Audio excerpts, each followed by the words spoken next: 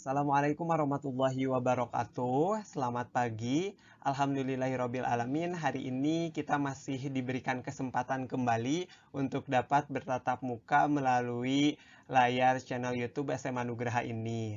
Sebelumnya Bapak ingin meminta maaf dulu karena di minggu-minggu sebelumnya Bapak belum bisa membuat video lagi karena memang ya satu dan lain hal. Tapi alhamdulillah hari ini kita akan belajar melalui video lagi ya. Di sebelumnya kalian sudah membahas mengenai belajar dari rumah, kenapa kita suka menunda-nunda. Nah, hari ini materinya masih kelanjutan dari materi di sebelumnya yang sudah kalian baca artikelnya di blog Bimbingan dan Konseling SMA Nugraha ya. Nah, hari ini kita membahas mengenai belajar dari rumah yaitu Pomodoro. Kita akan bahas apa itu Pomodoro, kemudian apa sih gunanya Pomodoro, bagaimana cara mengimplementasikannya gitu ya. Nah, kita langsung ya pada pembahasannya. Nah, sebelum ke materinya, Bapak ingin tanya dulu nih, ada nggak sih yang ngerasa waktu yang diberikan itu sehari semalam rasanya kurang banget buat menyelesaikan semua tuntutan tugas, tuntutan pekerjaan gitu dalam 24 jam rasanya perlu ditambah gitu. Sehari semalam kalau bisa 50 jam. Ada yang ngerasa nggak? Atau mungkin waktu 24 jam buat sehari semalam itu kayaknya terlalu panjang, terlalu banyak waktu buat nganggur. Ada yang ngerasa nggak tuh? Nah, kalau kalian ada yang ngerasa seperti itu, kayaknya materi hari ini tentang Pomodoro amat penting untuk kalian ikuti dengan seksama. Kita langsung ya pada pembahasannya. Yang pertama, apa sih Pomodoro itu? Pomodoro adalah teknik manajemen waktu yang dikembangkan oleh Francesco Cirillo pada tahun 1980-an ya.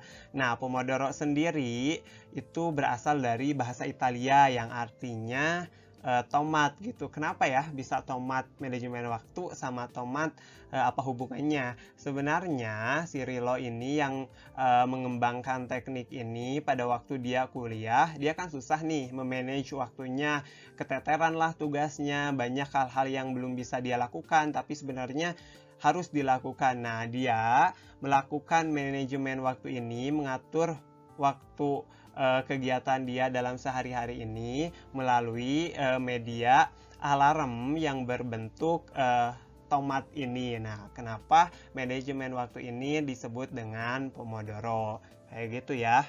Nah, Pomodoro ini membagi kegiatan kita dalam beberapa interval waktu, dalam beberapa jangka waktu.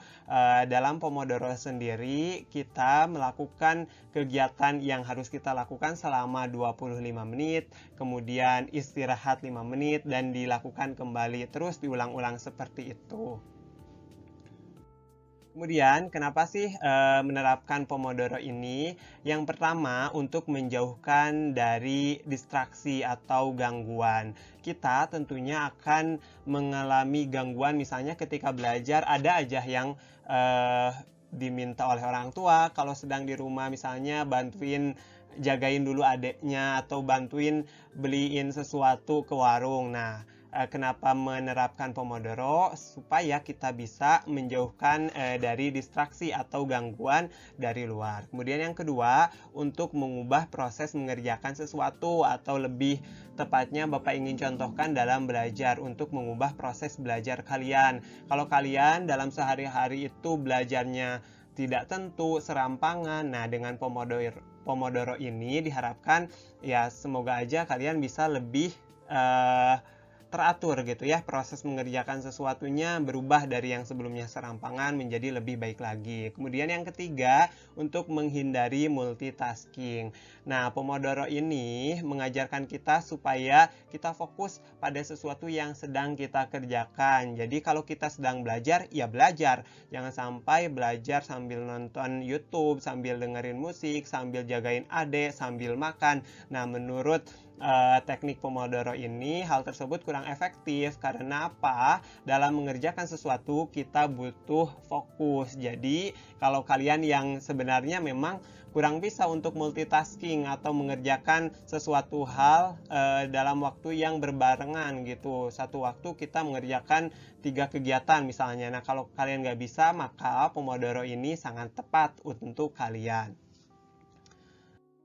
Selanjutnya, bagaimana sih cara untuk menerapkan Pomodoro ini? Nah, yang pertama, kalian harus membuat to-do list atau daftar kegiatan ataupun daftar tugas yang ingin kalian kerjakan. Kemudian yang kedua, kalian harus punya alarm. Kalau nggak punya alarm, bolehlah di HP gitu ya, kan ada tuh alarmnya. Ataupun kalau nggak punya juga alarm atau HP, kalian bisa menggunakan jam saja. Tapi yang dianjurkan itu alarm yang bisa mengingatkan kalian ketika sudah 25 menit berjalan. Nah, atur alarm kalian selama 25 menit. Kemudian kerjakan apa yang sudah ada di to-do list yang kalian buat sebelumnya. Setelah kalian mengerjakan nih di poin 2 ini, maka ketika poin 3 alarm berbunyi, maka kalian matikan alarm tersebut dan kalian boleh siap-siap untuk istirahat selama 5 menit saja.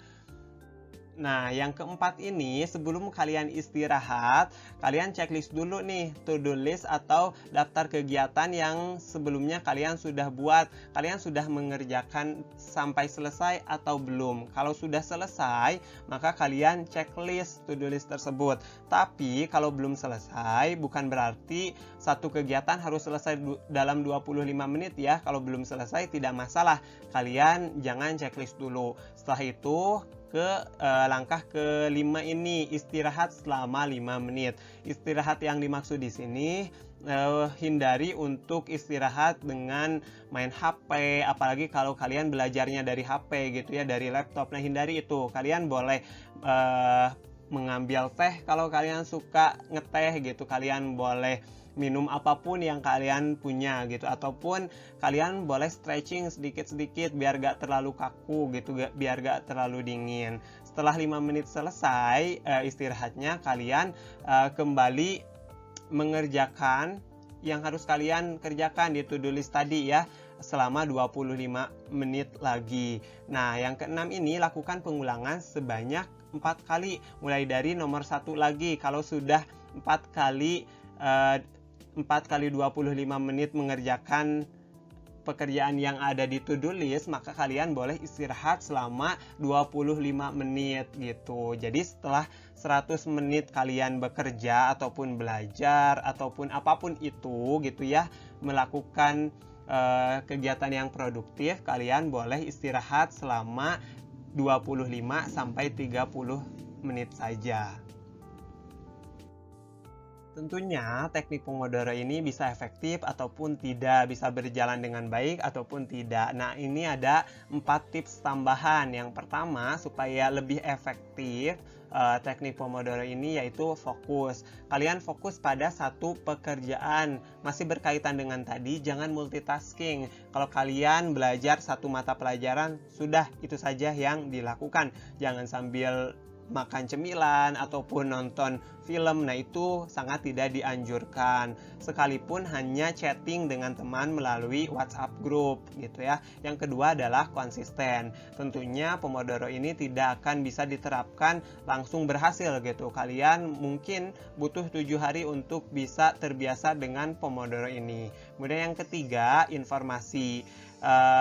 Belajar dari rumah, tentunya ada orang tua di rumah yang mungkin sesekali bakal butuh bantuan kalian. Nah, berikan informasi kalau kalian itu lagi belajar pakai teknik Pomodoro, yang mana selama 25 menit kalian harus fokus. Jadi minta jangan diganggu dulu. Nanti setelah 25 menit, nah ini berkaitan dengan tips tambahan yang keempat, yaitu negosiasi. Kalian selama 25 menit nanti akan ada waktu jeda. Kalau ada mau interupsi atau mau bilang apa gitu ya orang tua ke kalian, bolehlah di waktu itu.